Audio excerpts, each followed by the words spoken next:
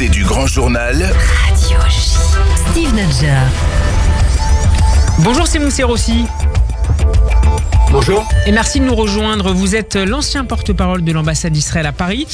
Vous serez désormais avec nous tous les lundis après-midi dans le Grand Journal. Depuis les États-Unis, vous êtes à Boston pendant 1 an. Simon Serossi, d'abord, qui faites-vous ?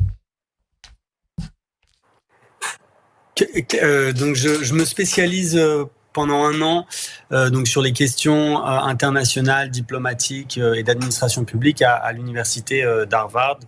J'ai eu cette opportunité après mes belles années à Paris en tant que porte-parole, et c'est de là-bas donc que j'interviendrai toujours avec énormément de plaisir et d'honneur sur Radio J. Et on est ravis de vous compter parmi nous tout au long de cette année. Simon Serossi, je voudrais d'abord connaître votre regard sur ce qu'on évoquait en première partie avec notre correspondante à Jérusalem, Pascal Zonshine, cette rencontre secrète dévoilée entre les chefs de la diplomatie israélienne et libyenne.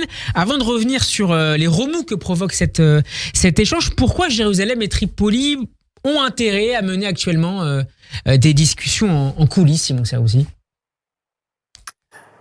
Alors, ma perception de cet événement, c'est d'abord une tendance globale qu'on observe depuis plusieurs années d'un renforcement de la légitimité d'Israël dans la région et au sein du monde arabe. Les accords d'Abraham et plus globalement, le fait qu'Israël soit devenu une réelle puissance technologique, militaire, scientifique, économique dans la zone, en fait un acteur qu'on ne peut plus boycotter pour de nombreux pays.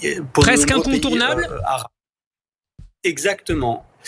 Et la Libye, on connaît la situation actuelle de la Libye qui a vécu une crise terrible, qui est divisée aujourd'hui, qui a des vrais soucis économiques et des vrais besoins aussi de développement, que ce soit dans l'agriculture, dans le technologique, dans le cyber. Et donc, c'est tout à fait naturel qu'il se tourne vers les acteurs de la zone qui puissent lui permettre donc d'avancer vers ce développement. Et Israël est un des acteurs majeurs. Et une fois qu'Israël a normalisé ses relations avec les Émirats, avec le Bahreïn, avec le Soudan, des relations excellentes avec l'Égypte, je le rappelle. Et il y a même aujourd'hui des discussions avec l'Arabie Saoudite, ça a été publié dans de nombreux médias. Ça permet à des pays comme la Libye, qui jusqu'à présent avait une position extrêmement dure vis-à-vis d'Israël, de pouvoir s'ouvrir, en tout cas en partie. Et un mot peut-être, je rappellerai que la Libye fait vraiment partie des ennemis les plus terribles de l'État d'Israël. Ce qu'on appelait l'axe du non. Exactement. Kadhafi, donc, qui a financé toutes les organisations terroristes qui luttaient contre Israël, qui étaient personnellement impliquées dans toutes ces guerres, qui a fait quitter tous les Juifs de Libye. Il y avait une grande communauté juive en Libye. Mon grand-père, Joseph Serossi Zichrono Lebracha, est né, a grandi à Tripoli. C'est un des seuls pays arabes où l'exclusivité, toute la communauté juive a été expulsée. On n'a pas un seul qui est resté. C'est pas comme le Maroc, la Tunisie, l'Égypte, où il y a des petites communautés. Et donc le fait qu'il puisse y avoir ces discussions, c'est déjà une énorme avancée et ça montre un vrai changement de paradigme dans la région. Vous parliez des populations juives expulsées, dont il a été question vraisemblablement entre les deux ministres. Côté arabe, côté libyen, est-ce que vous ne considérez pas néanmoins que malgré l'attrait, l'attraction dont peut faire l'objet l'État d'Israël, notamment en matière militaire, technologique, en matière de renseignement, la résistance telle qu'elle s'exprime d'ailleurs dans les rues depuis quelques heures, et notamment la nuit dernière à Tripoli, dans plusieurs villes du pays, montre qu'il sera difficile pour les gouvernants d'aller encore plus loin jusqu'à la normalisation sur laquelle on reviendra après, très probablement. Vous savez, changer les esprits, ça prend du temps. Ça prend du temps et il faut qu'il y ait des étapes fortes qui créent des sortes de déclics. Je pense que les accords d'Abraham, la normalisation avec le Maroc, avec les Émirats, avec le Bahreïn, ça a été un vrai déclic dans le monde arabe. Est-ce que c'est suffisant pour faire la paix avec tous les pays arabes ? Non. On en a la preuve aujourd'hui. Mais c'est une énorme avancée et il y en aura d'autres et ça va continuer. Et on ne peut pas changer les mentalités de millions de personnes du jour au lendemain, des millions de personnes qui, je le rappelle, ont été éduquées très souvent dans la haine d'Israël, dans la haine du juif, pendant des années, pendant des générations. Donc ça prend du temps de changer ces mentalités, mais je pense qu'on est dans une dynamique très positive. Vous êtes, Simon Serroussi, un expert en matière de diplomatie et d'administration publique également. Le fait que le pays, que la Libye soit un pays instable avec un gouvernement qui est menacé, déstabilisé, est-ce que ça rend ces discussions avec l'État d'Israël plus compliquées que celles qui ont pu être menées par exemple avec les Émirats ou le Maroc, des régimes plus forts? C'est toujours plus simple en diplomatie d'avoir affaire à un régime stable et d'avoir une seule adresse à laquelle on peut s'adresser et qui peut imposer des décisions même vis-à-vis de sa propre population. Après, chaque pays a ses spécificités, chaque pays aussi a des intérêts particuliers, dans certains cas une certaine forme d'instabilité ou de sensibilité peut aussi permettre d'avoir des intérêts qui vont favoriser certaines discussions. Du côté israélien, au-delà de la question de l'image et de la volonté de montrer qu'Israël n'est plus un pays isolé dans la région et plus globalement à l'échelle internationale, quels sont les autres éléments qui peuvent expliquer pourquoi Israël a intérêt à se rapprocher de la Libye?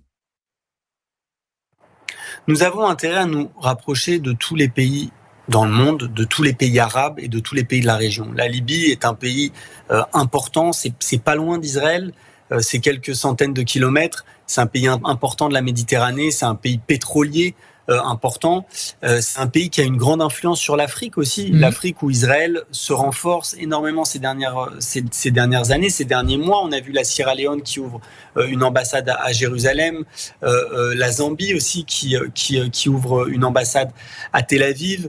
Globalement, un retour donc israélien au sud du Sahara où la Libye est très importante. Donc c'est un ensemble d'enjeux diplomatiques, économiques, sécuritaires qui se jouent, et donc la Libye fait bien sûr partie des pays qui ont un rôle et avec lesquels nous serions très heureux d'avoir des relations. La Libye qui était également aussi importante pour Israël, mais pour d'autres pays également, sur la question de la lutte contre le terrorisme islamique.